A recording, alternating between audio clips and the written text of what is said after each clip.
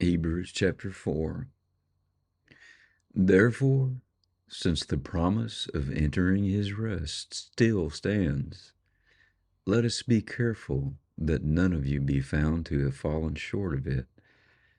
For we also have had the gospel preached to us, just as they did. But the message they heard was of no value to them, because those who heard did not combine it with faith. Now we who have believed enter that rest, just as God said, so I declared on oath in my anger, they shall never enter my rest. And yet his work has been finished since the creation of the world. For somewhere he has spoken about the seventh day in these words, and on the seventh day God rested from all his work. And again in the passage above he says, they shall never enter my rest. It still remains that some will enter that rest, and those who formerly had the gospel preached to them did not go in because of their disobedience. Therefore God again set a certain day, calling it today, when a long time later he spoke through David, as was said before, today, if you hear his voice, do not harden your hearts. For if Joshua had given them rest, God would not have spoken later about another day.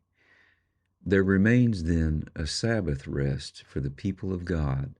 For anyone who enters God's rest also rests from his own work, just as God did from his. Let us, therefore, make every effort to enter that rest, so that no one will fall by following their example of disobedience. For the word of God is living and active, sharper than any double-edged sword. It penetrates even to dividing souls and spirit, joints and marrow.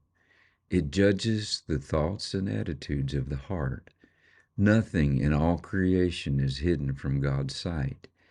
Everything is uncovered and laid bare before the eyes of him to whom we must give an account.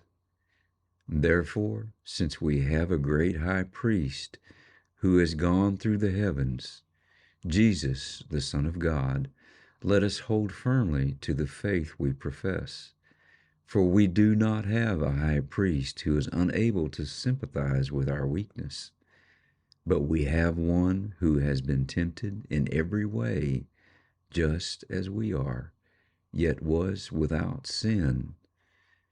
Let us then approach the throne of grace with confidence, so that we may receive mercy and find grace to help us in our time of need.